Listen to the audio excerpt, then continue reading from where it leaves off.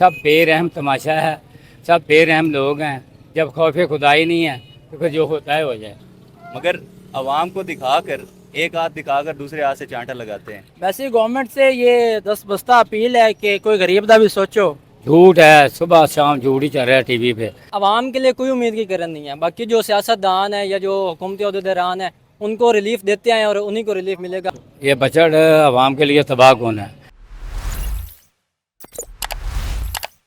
अस्सलाम वालेकुम नाज़रीन, मैं हूं आपका मेज़बान मुज़म्मिल अशरफ और आप देख रहे हैं 9 न्यूज़ हिस्ट्री। नाज़रीन, 2025-26 बजट की तैयारियां मुकम्मल हो चुकी हैं और उसकी तजावीज़ भी पेश कर दी गई हैं। अब हम आवाम से ये जानते हैं कि क्या वाकई ये हुकूमत के मुताबिक ये बजट जो है वो आवाम दोस्त है। ये इस बजट में आपको मालूम होगा कहीं पर टैक्सेस के इजाफे की खबरें हैं तो कहीं पे सरकारी और हुकूमती अहदेदारान की जो तनख्वाहें हैं उनमें इजाफे की नवीद है। आइए लोगों से जानते हैं कि वो फैसलाबाद के जो लोग हैं वो इस बजट के ऊपर क्या राय रखते हैं। एक बुजुर्ग शहरी हमारे साथ मौजूद हैं, आइए इनसे जानते हैं। सर, मुझे ये बताइएगा कि बजट की तजावीज़ आपने सुन रखी होंगी, तो आपने तो माशाल्लाह जितनी आपकी उम्र है बहुत सारे बजट देखे होंगे, तो इस दफ़ा के बजट को कैसे देखते हैं? नहीं, ये बजट वगैरह ये जो बजट तो बिल्कुल ठीक नहीं है। दूसरी बात यह है कि 15 दिन बाद पेट्रोल बढ़ाना, बिजली बढ़ानी, ये बिल्कुल सही बात नहीं। जब हमारी आमदनी कोई नहीं है वो ही डाल देना, हर दफ़ा बढ़ाना, वो उसका टारगेट। वो गलियाँ डिगलसपुरे की हैं, 10 दफ़ा उन्होंने बनवा ली हैं, पैसे लेके खा लिया, वो वैसे की वैसे पड़ी। अभी पेट्रोल और डीजल की कीमतें रात भी बढ़ी हैं, 4 रुपये पेट्रोल बढ़ा है और 7 रुपये डीजल। नहीं बढ़ना चाहिए ना, ये तो नहीं बढ़ना चाहिए, कभी भी नहीं बढ़ना चाहिए। ये सारे वहाँ जाए, उनके वहाँ सारे मोटरसाइकिल खड़े करके उनके पेट्रोल बंद कर दें, कारें बंद कर दें, उनके पास जाइए, ये लो पकड़ो, सबको आग लगा दें, उनका ये लो भाई चलो। अच्छा, मुझे ये बताएं कि कोई उम्मीद की किरण नज़र आती है पाकिस्तान के बेहतर होने की? नहीं, जब तक ये फार्मूले के तहत नहीं ना चलाएंगे, इनके पास जो वो बूढ़े हो गए मेरे से ज़्यादा उम्र के सारे, जैसे ट्रम्प है ना, वो इससे छोटे सारे नवाज शरीफ, जरदारी, और वो दूसरा और वो तीसरा, वो इमरान खान, वो ऊपर वो नीचे, मेरे से 10-10 साल बड़े हैं। 50 साल के बाद, 60 साल के बाद, 20 साल, कितने साल होती है नौकरी की उम्र, उससे वो रिटायर कर देते हैं। वो अब ट्रम्प रात को कुछ कहता है, सुबह को कुछ कहता है, मुकर जाता है। मतलब ओवर एज हो गया। हम उनके इनके समय तो ज़बरदस्ती काम डाले हुए। सही है, तो अभी आपने खुद पैसा है, इनके पास जाते खुद पैसा है। इतनी जगह ट्रेन के पता नहीं कितने स्टेशन आते हैं, बिलावल भुट्टो और जरारे के पे, इनके पता नहीं कितना पैसा है, उस पर तो कितना पैसा है। ये कोई तरीका नहीं है भाई, अवाम को देना चाहिए।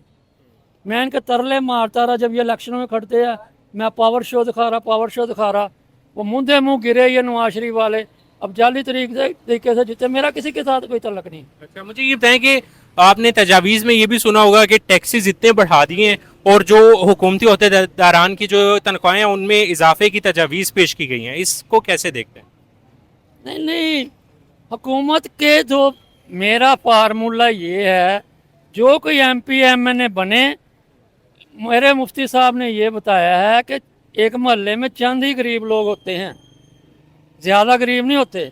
वो MP MNA आए, वो कहे मैं ये तुम्हारे ये बिल दूंगा, एक MP एक जिम्मेदारी ले ले, एक जो होता दूसरा MP एक MNA होता है, वो ये जिम्मेदारी ले, मैं इतने बंदों का घर का पूरा खर्चा उठाऊंगा, फिर इन्हें पास करो।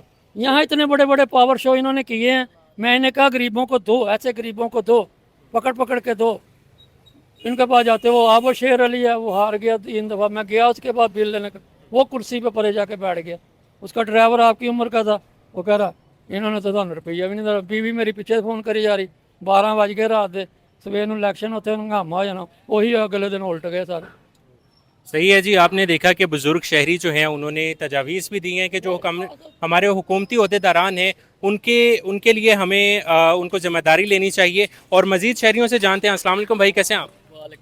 ठीक ठाक, अल्लाह का शुक्र भाई। भाई, मुझे ये बताएं कि बजट की तजावीज़ आपने सुन रखी होंगी, तो कैसा लग रहा है आपको? आप तो मुझे खुद भी स्टूडेंट लग रहे हैं, क्या करते हैं आप? सर, मैं जॉब करता हूँ। हमारे मुल्क के हालात बहुत ख़राब हैं, बहुत ज़्यादा। जॉबियंस के ऊपर भी टैक्स लगाया था और इस दफ़ा कह रहे हैं शायद टैक्स थोड़ा कम कर देंगे, तो क्या लगता है आपको? नहीं करेंगे, ये नहीं करते, बस ऐसे ही है, ये कम नहीं करेंगे। तो जो आपकी तनख्वाह है उसमें गुजारा हो जाता है वो टैक्स वगैरह कटने के बाद? बस गुजारा फिर कर रहे हैं, गरीब आवाम है हम, गुजारा तो फिर हो रहा है हमारा, जैसे भी हो रहा है, बस अल्लाह का शुक्र है, कर रहे हैं। सही है। कोई को चाहिए कोई बेनिफिट देना, हुकूमत बेनिफिट नहीं दे रही हमें। सही है। हुकूमत को जी चाहिए बेनिफिट दे, मजीद शहरियों से भी बात करते हैं। भाई मुझे ये बताएं कि बजट के हवाले से आपकी क्या राय है? आपने तजावीज़ सुन रखी होंगी और इस हवाले से इस दफ़ा के बजट को कैसे देखते हैं? हर साल की तरह इस साल भी कुछ ख़ास चेंजेस नहीं आए। अशराफिया के लिए कोई कानून नहीं है, अशराफिया को हर दफ़ा रिलीफ दिया जाता है। शुगर माफिया, इंडस्ट्रियलिस्ट जितने भी हैं, जितने बड़े लोग हैं, बिग फिशेस हैं, उनको हर साल रिलीफ दिया जाता है। और आप जैसा, मेरे जैसा आम आदमी, आम पाकिस्तानी, गरीब मज़दूर और हम जैसे स्टूडेंट स्पेशली जो हॉस्टलाइट्स हैं, हम लोगों की ज़िंदगी दिन ब दिन अजीरन होती जा रही है। कोई एज सच कोई रिलीफ नहीं है, कोई सोचा नहीं जाता कि क्या करना चाहिए, गरीब अवाम का क्या करना चाहिए। दिन ब दिन टैक्स बढ़ाए जा रहे हैं। अब सुनने में आ रहा है कि जो तजवीज़ दी गई IMF की तरफ से, उसमें पेट्रोलियम मसनूआत की कीमतों में भी इजाफा होगा। बाकी पेट्रोलियम मसनूआत में रात हो चुका है, 4 रुपये पेट्रोल बढ़ा है और 7 रुपये डीजल बढ़ा है। तो आप तो जैसे आपने खुद बताया कि आप स्टूडेंट हैं और हॉस्टल में रह रहे हैं, तो बड़ा मुश्किल होता होगा गुजारा करना। डेली हॉस्टल से यूनिवर्सिटी आना जाना डेफिनेटली फ्यूल कंज्यूम होता है। अब इसमें अगर हर मंथ या एवरी बजट में अगर प्राइसेस जो हैं वो हाइक होते जाएंगे, तो इसके लिए स्टूडेंट्स के लिए स्पेशली सर्वाइव करना मुश्किल हो जाएगा। मैसेज क्या देते हैं गवर्नमेंट को? वैसे गवर्नमेंट से ये दस बस्ता अपील है कि कोई गरीब दा भी सोचो। असी मरते जाते हैं तो तुसी दिन ब दिन अपनी हर साल जदों तुहाडी हुकूमत आंदियां ने, कोई ना कोई नया यूनिट लग रहा है, कभी कोई इंडस्ट्री लग रही है, कभी कोई प्रॉपर्टी खरीदी जा रही है, कभी कुछ हो रहा है, कभी कुछ हो रहा है। और जो हम जैसे स्पेशली मिडिल क्लास हैं, वो दिन ब दिन डाउन ही होते जा रहे हैं। उनमें कोई एक पहले ना एक ड्रीम हुआ करता था कि एक मिडिल क्लास बंदा है ना, वो अपनी सैलरी में से कुछ ना कुछ जोड़ के साल 2 साल 3 साल में एक छोटी सी गाड़ी 660 से खरीद लग। अब वो भी आउट ऑफ एक्सेस हो गई। अब वो कोई सीन ही नहीं है। इवन अगर आप एक 125 सीसी मोटर बाइक भी खरीद लें ना, एक मिडिल क्लास बंदा अपनी सेविंग करके, तो वो भी बहुत बड़ी अचीवमेंट है। तो ये सब आपके हालात सामने हैं। बहुत गहरी बातें की हैं। और ये नाज़रीन मैं आपको बताता चलूँ कि ये मेरे और आपके पाकिस्तान का फ्यूचर है, जो कि इस कदर मायूस हो चुका है। हमारे आए दिन जो बजट पेश किए जाते हैं और उसमें जो टैक्सेस के इजाफे होते हैं। हमारे साथ मजीद भी कुछ स्टूडेंट्स मौजूद हैं, इनसे भी बात करते हैं। मैं कैमरामैन से रिक्वेस्ट करूंगा। अस्सलाम वालेकुम, कैसे हैं आप? वालेकुम सलाम, अल्हम्दुलिल्लाह। आपने? आपका क्या नाम है? अमजद शहबाज। और स्टूडेंट ही लग रहे हैं माशाल्लाह। हाँ जी। तो मुझे ये बताएं कि बजट के हवाले से आपकी क्या राय है कि किस तरह से देखते हैं इस बजट को? सर हम स्टूडेंट्स हैं और यहाँ पे हॉस्टल लाइट हैं, तो हमारा खाना पीना, जैसे अब जब से हम आए ना घर से बाहर, तब हमें महसूस हुआ है कि वाकई महंगाई है। और जब से ये बजट आया है तब तो कुछ ज़्यादा ही लग रही है और हमें नहीं लगता कि हम इस तरह सर्वाइव कर पाएंगे। सही है। तो टैक्सेस में इजाफे की दोबारा से वो खबरें आ रही हैं और जो हुकूमती अहदेदार हैं उनकी तनख्वाहों में इजाफा हो रहा है। हमेशा से ऐसा होता आया है। तो क्या लगता है कोई उम्मीद की किरण है पाकिस्तान में? हम आवाम के लिए कोई उम्मीद की किरण नहीं है। बाकी जो सियासतदान है या जो हुकूमती अहदेदारान है, उनको रिलीफ देते हैं और उन्हीं को रिलीफ मिलेगा। हमारे आवाम ऐसे ही पीसी जाएगी। सही है। आप मुझे बताएं आपकी क्या राय है इस बजट के हवाले से? जी राय तो ये है कि अगर मैं आपको बताता चलूँ कि अब सूरत हाल इस वक्त ये है कि अगर फैमिली का एक एक फ़र्द बाहर निकल कर कमाने के लिए ना निकले, तब तक उनका पेट नहीं भरता। अब मैं एक स्टूडेंट हूँ। मैं जब मैट्रिक में था, मैट्रिक के बाद मैंने काम स्टार्ट कर दिया घर की नौयत देखकर। उसके बाद मैंने काम स्टार्ट किया और जब मैंने काम छोड़ा तो मुझे महसूस हुआ कि मैं घर का एक पिलर जो है वो गिर गया। जब मैंने काम छोड़ा तो मुझे महसूस हुआ घर का पिलर गिर गया, क्योंकि महंगाई इस कदर है कि घर के अखराजात पूरे नहीं होते। जब तक घर का एक एक बेटा, एक एक फ़र्द बढ़कर नौकरी नहीं करेगा, कमा कर नहीं लाएगा, तो घर का कोई हालात सीधे नहीं होंगे। और उसके बाद ये घर के एक एक फ़र्द का काम करना ज़रूरी इसलिए हो चुका है इस वक्त कि महंगाई इस कदर हो गई है। पहले ये होता था कि घर का एक फ़र्द कमाता था और 4 खाते थे, और अब 4 कमाएंगे तब जाकर 4 खा पाएंगे। ये तो बड़ी गहरी बातें की हैं इन्होंने। मुझे ये बताएं कि हुकूमत की जानिब से तो ये कहा जा रहा है कि ये बड़ा आवाम दोस्त, ये फ्रेंडली सा बजट है, तो आपको कैसा लगता है? इसमें जी ज़ाहिर है अब उनकी हुकूमत, उन्होंने दिखाना तो आवाम को यही है कि ये आवाम की मुस्बत के लिए, आवाम के फ़ायदे के लिए हो रहा है, मगर आवाम को दिखाकर, एक हाथ दिखाकर दूसरे हाथ से चांटा लगाते हैं। ये सूरत हाल है। बिल्कुल जी, बहुत अफसरदा सूरत हाल है और ये ग्राउंड रियलिटीज़ फैसलाबाद से हम आपको दिखा रहे हैं। मज़ीद भी लोगों से बात करते हैं, आइए मेरे साथ। एक और बुजुर्ग शहरी हमारे साथ मौजूद हैं, आइए इनसे बात करते हैं। सर मुझे ये बताएं कि बजट की तजावीज़ आपने सुनी होंगी, उस हवाले से आपकी क्या राय है, कैसे देखते हैं बजट को? ये बजट आवाम के लिए तबाह कौन है। बजट से पहले चीनी जो थी 80 रुपये 90 रुपये थी, अभी 180 रुपये बाज़ार में बिक रही है। ये खुद अब पता नहीं किस तरह मुल्क को लेके जा रहे हैं। झूठ है, सुबह शाम झूठ ही चल रहा है टीवी पे। ये मैं वह भी बूढ़ा हो गया, मैंने कुछ नहीं देखा। भाई नौजवान बच्चे हैं जो डिग्रियां लेके फिरने हैं, खुदकशियाँ कर रहे हैं, मुल्क से भाग रहे हैं, मुल्क से निकलना चाहते हैं। किसी के लिए कोई जॉब नहीं है बच्चे के लिए। नौजवान बच्चों को मैं कहूँगा कि हुनर लाजमत सीखें, ये काम नहीं चलेगा इससे डिग्रियों से आपका, तो कोई पूछेगा भी नहीं इनकी डिग्रियों को। ये जो इनके खेल तमाशे हैं अपने लिए हैं, आवाम के लिए कुछ भी नहीं है। सही है। तो मुझे ये बताएं, आपने माशाल्लाह बहुत सी बहारें अपनी ज़िंदगी में देखी हैं, तो कोई उम्मीद की किरण नज़र आती है? नहीं बेटा, बिल्कुल ये झूठ वाली बात है कि ये कहूँगा कि वो सावन के घास वाली अंधे वाली बात है। मैंने बचपन भी ये से बाज़ारों में गुजारा है, सारों के दिल में फेरी लगा के सामान वगैरह बेचता हूँ। इसके अलावा मैंने बहुत सारे लोगों को भी देखा जो कि लख से कख हो गए, कख से करोड़पति हो गए। तो यहाँ कोई किसी की सुनता नहीं। आप किसी सरकार, मैं आपको बताऊँ, आप सरकारी अस्पताल में जाएँ, आपकी कोई नहीं सुनेगी। आप 15 डॉक्टरों के पास जाएंगे, 15 डॉक्टरों के अलग-अलग नुस्खे होंगे। ये हमारे डॉक्टरों का हाल है। प्राइवेट डॉक्टर हैं, रेड अस्पताल में जॉब कर रहे हैं, सत्याने रोड में उन्होंने प्राइवेट अस्पताल बनाया। वहाँ बंदे को दवाई नहीं मिलती, वहाँ आपको फीस देंगे 2500 रुपया, वो आपको टाइम भी देगा, आपका काम भी करेगा।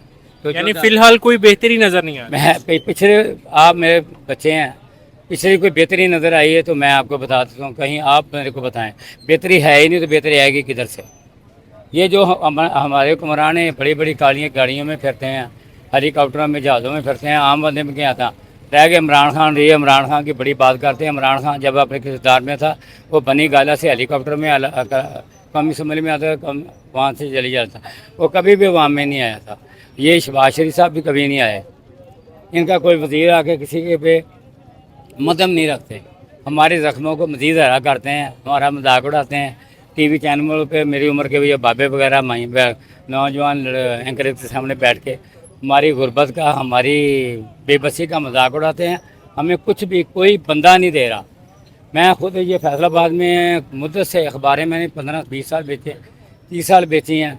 कोई बंदा ये कह दे कि इस बंदे को मैंने दिया, किस मेरी बीवी बीमार है, अल्लाह इसी टीबी अस्पताल में दवाई लेके नहीं है आप, उसने कहा ये लेबर के बाद हमारा मेडिकल स्टोर है, दवाई लिख के दे दें। अभी मेरे जैसा बंदा जो 300-400 रुपये या 500 रुपये कमाने वाला, वो 3500 रुपये के हफ्ते की दवाई लेके देगा, मकान का किराया।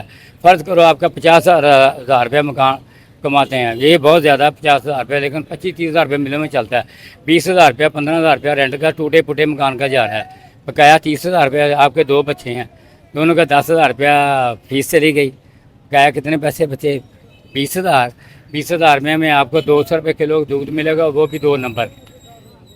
सब्जियां 2 नंबर गंदे नालों के पीछे उगाई हुई सब्जियां जो हम खा रहे हैं। किसी के दिल में रहम नहीं है, सब बेरहम तमाशा है, सब बेरहम लोग हैं। जब खौफ खुदाई नहीं है तो फिर जो होता है हो जाए। यानी बहुत मुश्किल सिचुएशन है नाजरीन। ये वो असल चेहरा है, ये वो असल हकाइक है जो कि हम आपको दिखा रहे हैं, और इस बजट से रिलेटेड आवाम की असल राय ग्राउंड रियलिटीज़ में हम आपको दिखा रहे हैं। और मेरे अकब में आप देख सकते होंगे कि क्लॉक टावर के इर्द गिर्द जो है वो मजदूर तबका बैठता है। हमने उनसे बात करने की कोशिश की, मगर वो इतने बेबस हैं कि वो अपना अब दुख भी बताना गवारा नहीं करते। वो शायद ये समझते हैं कि अब हमारा कोई भी फ़ायदा नहीं होगा इस दुख को बताने का, चीख चीख कर बताने का भी। अब आप तसव्वुर कीजिए कि ये जो लोग बैठे हैं यहाँ पे मजदूरी के लिए, इनकी तनख्वाह कितनी होगी? इनकी एक दिन की मजदूरी 700 रुपया होगी या ज़्यादा से ज़्यादा 1000 रुपया होगी। अगर 1000 रुपये की आप 30 दिन की दिहाड़ियों को मल्टीप्लाई करें तो 30,000 बनता है। और लेकिन इस बात की गारंटी कौन देगा कि इनको रोज़ाना दिहाड़ियों पे काम दिया जाएगा? आपने जाना कि ये बजट के हवाले से फैसलाबाद की आवाम क्या राय रखती है। फिलवक्त मुझे दीजिए इजाज़त। अल्लाह हाफिज़।